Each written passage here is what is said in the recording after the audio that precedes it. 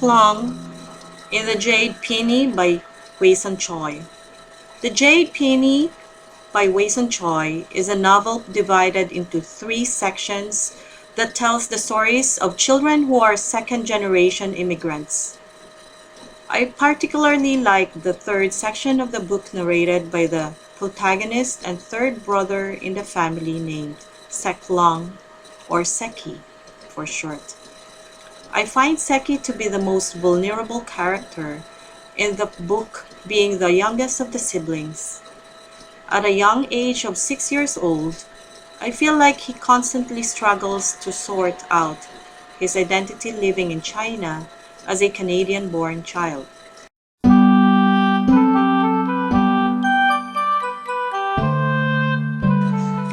At the beginning of the story, Sekky complains about stepmother calling him Mono, which means brainless in Cantonese.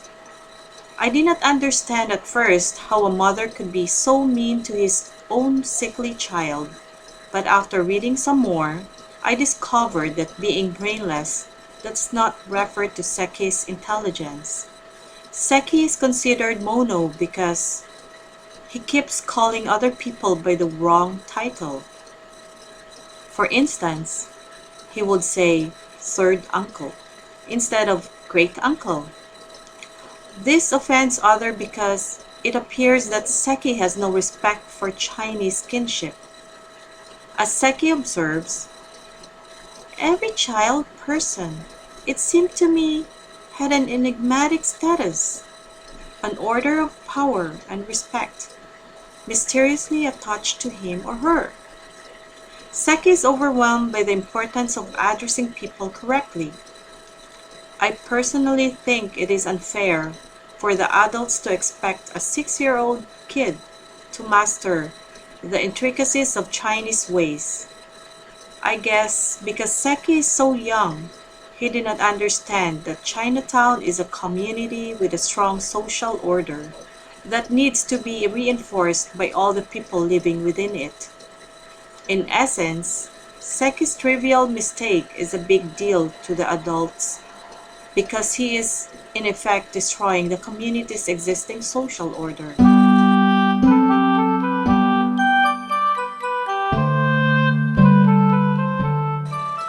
Growing up in Vancouver, whose mainstream culture is different from his Chinese family culture, makes Sekky confused about his self-image and identity.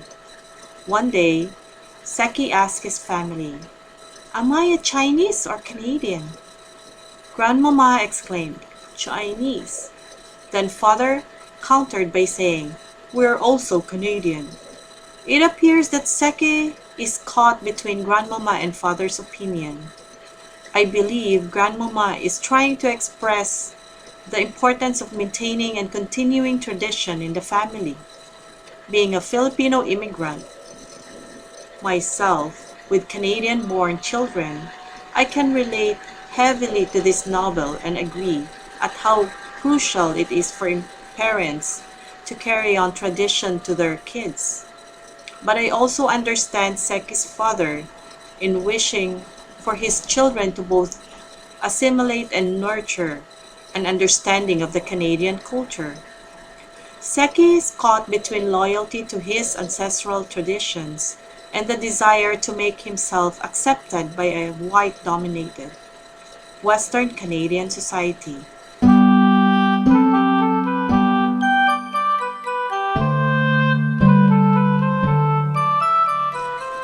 Being sickly with lung infections since birth, Sekky has not been able to go to school and had to stay home all the time. Because he is homebound, Sekky solidifies a relationship with Popo, whom he calls Grandmama. As his health requires constant attention, Grandmama becomes Sekky's primary caregiver. Consequently, Grandmama profoundly shapes his consciousness and understanding of the world around him.